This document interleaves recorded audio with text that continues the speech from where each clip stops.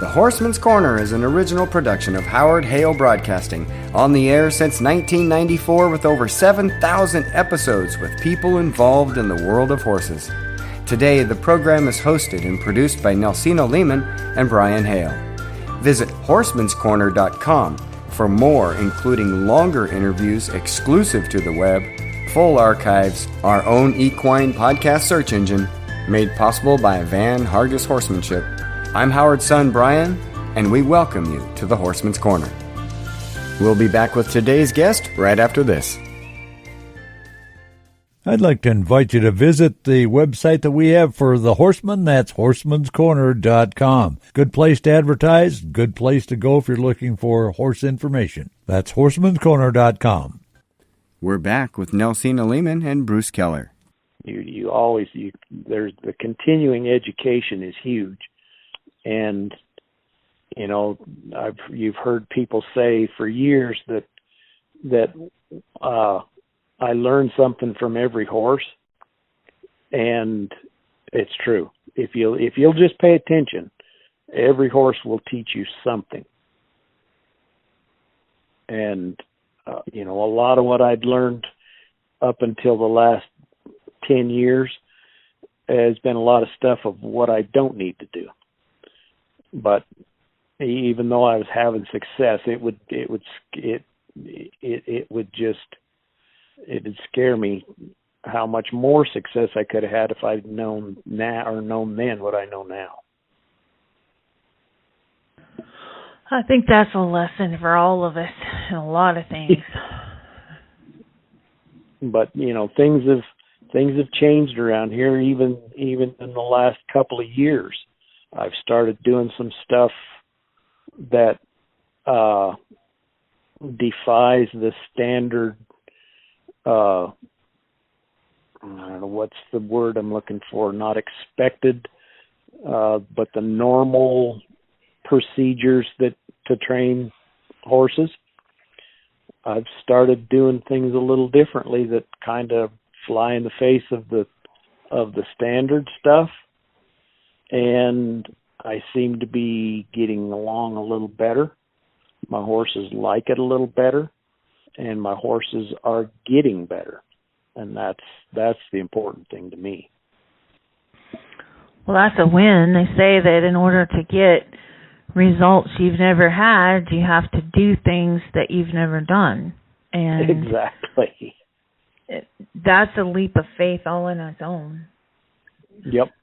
And trust me, and it truly did take some faith in the experimental stage, because when you start to walk away from stuff that's been successful, and I'm not saying that what I used to do wasn't successful, but this seems to be more successful.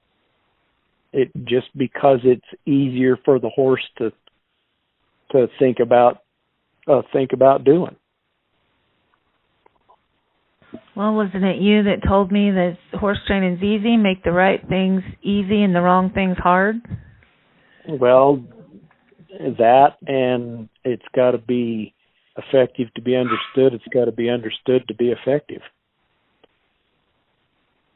True, very true. If you can figure those out, then you kind of got a shot at figuring it out. Well, do you still do clinics? You were a clinician for a long time. I do more private instruction here at the house,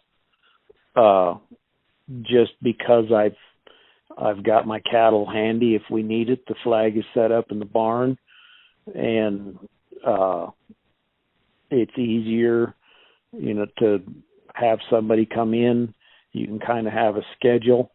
I don't, you know, I charge by the lesson, and there's not really a time minimum or a maximum of the time we spend, because when we're working with a human brain and an equine brain, and you're forcing me to break down into little bitty pieces the stuff that I do on a daily basis that I don't ever think about doing, and I have to stop and think about it, it's going to take a little longer than a 45-minute to a 1-hour period.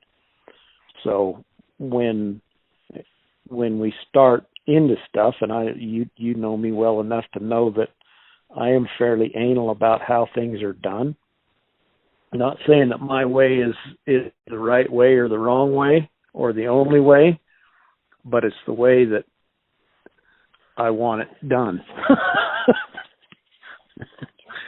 And the reason it's that way is because it seems to be more easily and readily understood by the horse, so they can get it. And once your horse starts getting it, then the rider starts getting it and understanding, and then we become effective. Well, consistent procedures produce consistent results. And yep. That's just, I think any time that you're a clinician or a teacher, that equates to translator, especially when you have two different species that you're trying to get to coordinate. That's a whole nother skill level. Yep. So I know that you have some other things. I know you've started horses for barrel racers and ropers and everything else. Is that all the same procedure? What I do in the beginning is the same procedure, and I don't care what the horse's future holds.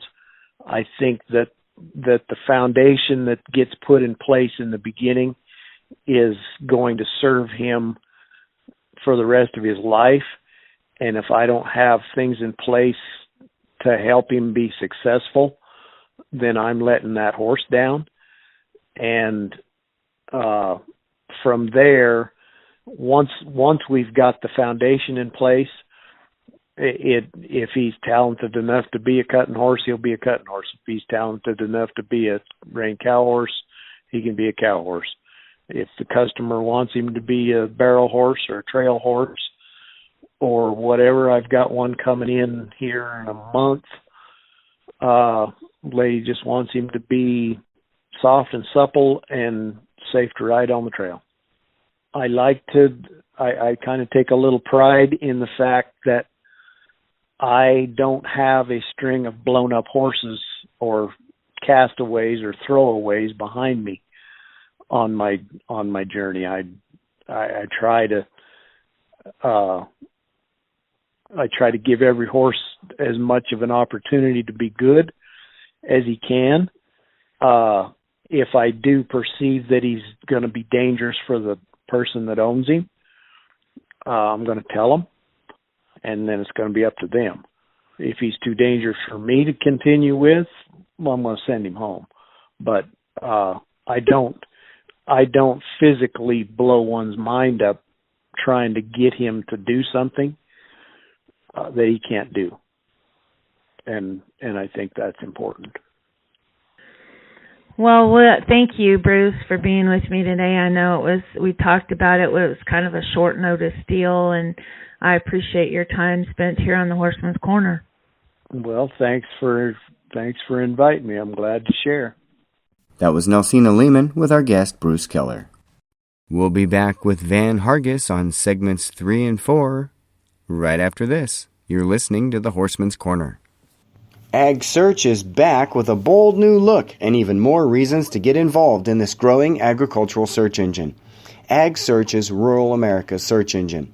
Our entire focus is on the great folks around the country, like the ones at the radio station, or the farmers, or the harvesters, the horsemen and women, and the livestock producers out there. Our job is to make connections, put people together, and we're doing that thousands of times a day on agsearch.us. Visit today, agsearch.us.